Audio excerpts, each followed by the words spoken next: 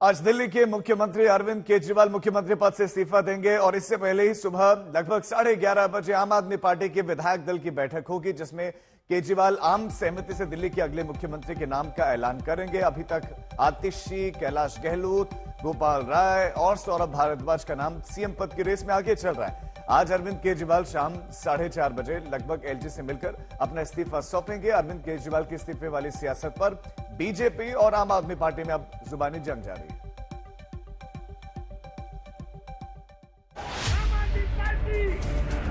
आम आदमी पार्टी आज मैं आपकी अदालत में आया। आम आदमी पार्टी अब से कुछ ही घंटे के बाद दिल्ली को नया मुख्यमंत्री मिल जाएगा। केजरीवाल के भरोसेमंद ये 4 नेता अभी तक सीएम पद की रेस में सबसे आगे चल रहे हैं। आतिशी, कैलाश गहलोत, गोपाल राय, सौरभ भारद्वाज। सोमवार शाम आम आदमी पार्टी की पॉलिटिकल अफेयर्स कमेटी की बैठक हुई। बैठक में अरविंद केजरीवाल और पीएसी के सदस्यों के अलावा दिल्ली सरकार के सभी मंत्री मौजूद रहे। पीएसी की बैठक में नए सीएम के लिए केजरीवाल ने सभी नेताओं से 1-to-1 चर्चा की और उनकी राय जानी। अब आज सुबह 11:30 बजे आम आदमी पार्टी के विधायक दल की बैठक होगी। इसी बैठक में नए सीएम के नाम पर मुहर लगेगी और फिर शाम 4:30 बजे अरविंद केजरीवाल एलजी से मुलाकात करके अपना इस्तीफा सौंपेंगे और उसी वक्त विधायक दल के नेता का नाम और विधायकों का समर्थन पत्र भी एलजी को देंगे। नए मुख्यमंत्री के विषय में चर्चा की, उनसे फीडबैक लिया और कल विधायक दल की मीटिंग होगी और इस चर्चा को दूसरे चरण में कल विधायकों के साथ मुख्यमंत्री ले जाएंगे। क्योंकि 1-to-1 मीटिंग हुई है, इसलिए किसी को भी दूसरे के आकलन का कोई अंदाजा नहीं है। हर एक को सिर्फ अपना ही आकलन मालूम है, इसलिए नामों के ऊपर कोई भी बात जो है वो मात्र स्पेकुलेशन होगी। अब केजरीवाल की इस्तीफा पॉलिटिक्स पर बीजेपी और आम आदमी पार्टी में जुबानी जंग तेज हो गई है। एक आदमी वहां पे बैठा था, वो बोला, सर मुख्यमंत्री जी ने बहुत अच्छा किया कि जेल में रह के रिजाइन नहीं किया। अगर जेल में रह के रिजाइन करते तो भारतीय जनता पार्टी कहती कि हमारे दबाव में रिजाइन करना पड़ गया। मुख्यमंत्री जेल से बाहर आए और खुद अपनी मर्जी से रिजाइन किया। ये मुख्यमंत्री जी ने बहुत बड़ा काम किया। देखिए, इस देश में किसी मुख्यमंत्री का ऐसा इतिहास नहीं दिखेगा आपको कि उस मुख्यमंत्री को जबरदस्ती कोर्ट, जैसे होता है ना कि डंडे से रगड़ के कुर्सी से हटाई हो। इस देश में संविधान का राज है, कानून का राज है और संविधान कहता है कि अगर मुख्यमंत्री जेल जाते हैं तो मुख्यमंत्री को इस्तीफा दे देना चाहिए। उन्हीं की पार्टी का कोई दूसरा मुख्यमंत्री बन जाता है ताकि प्रदेश चलता रहे। लेकिन अरविंद केजरीवाल जी के मामले में दिखता है कि उनका अपना ईगो बड़ा है। दिल्ली की समस्या या दिल्ली का दर्द उनके लिए बड़ा नहीं है। दरअसल शराब घोटाले में जमानत मिलने के बाद केजरीवाल ने 15 सितंबर को इस्तीफे का ऐलान किया था। आज मैं आपकी अदालत में आया हूं, जनता की अदालत में आया हूं। आपसे पूछने के लिए आया हूं, क्या आप केजरीवाल को ईमानदार मानते हो कि गुनहगार मानते हो?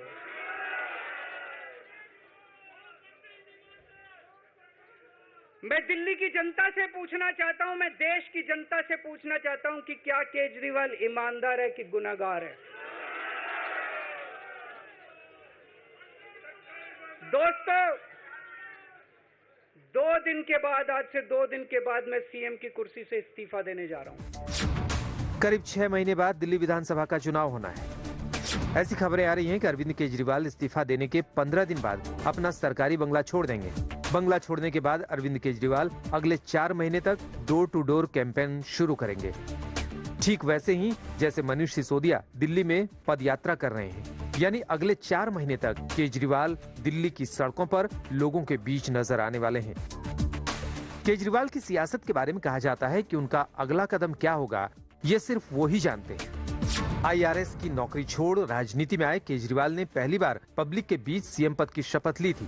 भ्रष्टाचार के खिलाफ मुहिम छेड़कर केजरीवाल ने आंदोलन से पार्टी बनाई। उन्होंने दिल्ली में बिजली पानी मुफ्त करके नई सियासत की शुरुआत की। कई मुद्दों पर उन्होंने मुख्यमंत्री होते हुए भी प्रदर्शन किया। हर साजिश से सामना करने की ताकत आम आदमी पार्टी में है। क्यों? क्योंकि हम ईमानदार हैं।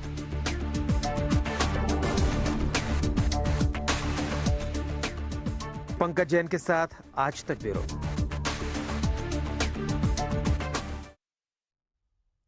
अरविंद केजरीवाल के इस्तीफे के पीछे सबसे बड़ी वजह उनकी छवि को पहुंचा हुआ धक्का है। दरअसल केजरीवाल जब राजनीति में आए तो वीआईपी कल्चर, भ्रष्टाचार जैसे मुद्दों पर अपनी अलग सोच के दम पर लोगों का दिल जीता।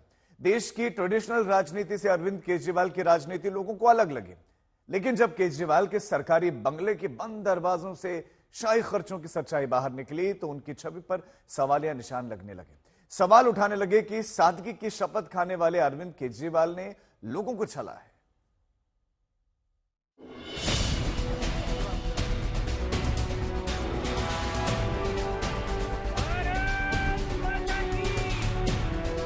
अरविंद केजरीवाल ने अपने इस्तीफे वाले दांव से कई सियासी संदेश देने की कोशिश की है।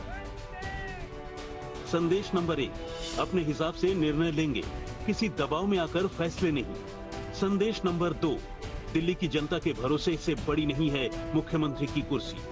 संदेश नंबर 3, आम आदमी के बीच एक बार फिर आम दिखेंगे केजरीवाल। संदेश नंबर 4, भ्रष्टाचार वाले नैरेटिव के खिलाफ झूठे केस में फंसाने की साजिश। संदेश नंबर 5, बीजेपी के खिलाफ विपक्षी एकता की ताकत को मजबूत करना। मैंने इस्तीफा इसलिए नहीं दिया क्योंकि मैं देश के जनतंत्र को बचाना चाहता था।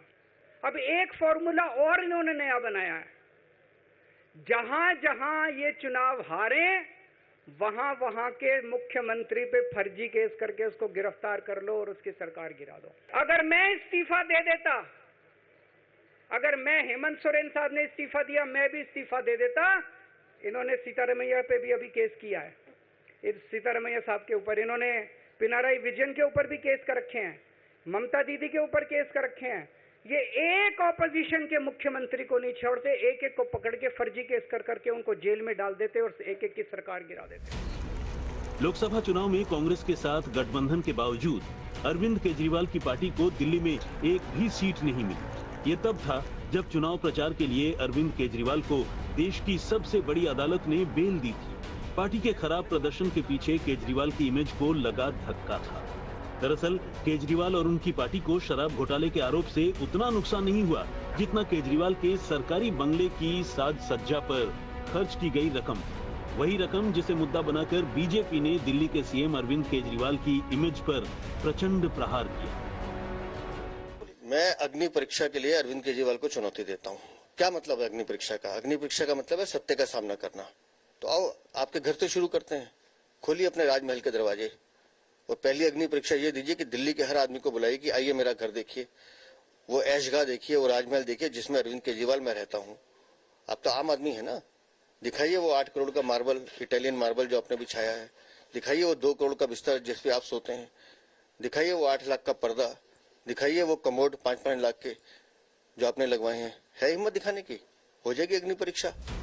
दरअसल केजरीवाल जब राजनीति में आए थे तो उनकी इमेज एक आम आदमी की थी, चाहे उनका पहनावा हो, उनकी सादगी हो या फिर रहन सहन। केजरीवाल ने वीवीआईपी कल्चर और सरकारी तामझाम से दूर रहने वाले मुख्यमंत्री की इमेज बनाई।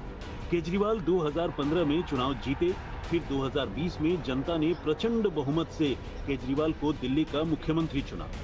एक तरफ केजरीवाल की लोकप्रियता बढ़ी और उनकी पार्टी का दायरा भी, लेकिन इसी बीच केजरीवाल और उनकी पार्टी पर भ्रष्टाचार के गंभीर आरोप लगे। यही नहीं, मुख्यमंत्री आवास के रिनोवेशन पर पानी की तरह खर्च की गई सरकारी रकम के मुद्दे पर अरविंद केजरीवाल घिर गए। ऐसे में जब केजरीवाल जेल से बाहर आए हैं तो वो अपनी आम आदमी वाली छवि के साथ ही जनता के बीच जाने की तैयारी में। ये कुछ लोग बोल रहे हैं सुप्रीम कोर्ट ने कुछ कंडीशंस लगाई हैं, काम नहीं कर पाएंगे। पिछले 10 साल में इन लोगों ने कंडीशन लगाने में कोई कसर छोड़ी थी? एलजी साहब ने कंडीशन लगाने में कोई कसर छोड़ी थी? केंद्र सरकार ने 1 कानून, 2 कानून, 3 कानून, कानून पे कानून डाल के मेरी पावर छीन ली, पर आपके काम बंद नहीं होने दिए मैंने। ये कंडीशन हमारे लिए कोई वो नहीं रखती, कोई हमारे लिए अड़चन पैदा नहीं करती ये कंडीशन। इन कंडीशन को भी देख लेंगे, लेकिन मेरे लिए जो मायने रखता है वो है मैंने अपनी जिंदगी में ईमानदारी कमाई है। अगर आपको लगता है केजरीवाल ईमानदार है, जम के वोट दे देना मेरे पक्ष में। चुनाव के बाद सीएम की कुर्सी पे जाके बैठूंगा। केजरीवाल को पता है कि राजनीति में परसेप्शन से बड़ा कुछ भी नहीं, लिहाजा अब अपनी छवि को लेकर बने नैरेटिव को तोड़ने की कोशिश करेंगे। वहीं दूसरी तरफ केजरीवाल को उम्मीद है कि इस्तीफा देने के बाद जब जनता के बीच जाएंगे, जनता से सीधे संवाद करेंगे, तो लोगों की सहानुभूति मिलेगी। जनता की अदालत में जा रहे हैं, गली गली जाएंगे, जनता के बीच में जाएंगे और उनसे पूछेंगे, अगर जनता कहेगी ईमानदार है तो हम आके इसकी कुर्सी पे बैठेंगे। 2020 में आया था मैं, 2020 में मैंने कहा था, मैंने अगर काम किया हो तो मेरे को वोट देना और काम नहीं किया हो तो वोट मत देना, कहा था कि नहीं कहा था? आज मैं आपके बीच में आया हूं, मैं कह रहा हूं अगर मैं ईमानदार हूं तो वोट देना, अगर मैं बेईमान हूं तो वोट मत देना, बिल्कुल मत देना। यही नहीं, केजरीवाल ने साफ कर दिया है कि 2025 विधानसभा चुनाव के नतीजे ही उनका सियासी भविष्य तय करेंगे। न तो वो सीएम बनेंगे और न ही मनीष सिसोदिया। मैं मनीष जी से बात कर रहा था, जो पीड़ा मेरे मन में है वो पीड़ा मनीष जी के मन में भी है। इनके लिए भी वही सब कहा गया जो मेरे लिए कहा गया है। मनीष जी का भी कहना है कि ये दिल्ली के उप मुख्यमंत्री और शिक्षा मंत्री और मंत्री का पद तभी संभालेंगे जब दिल्ली की जनता कहेगी कि मनीष सिसोदिया ईमानदार है।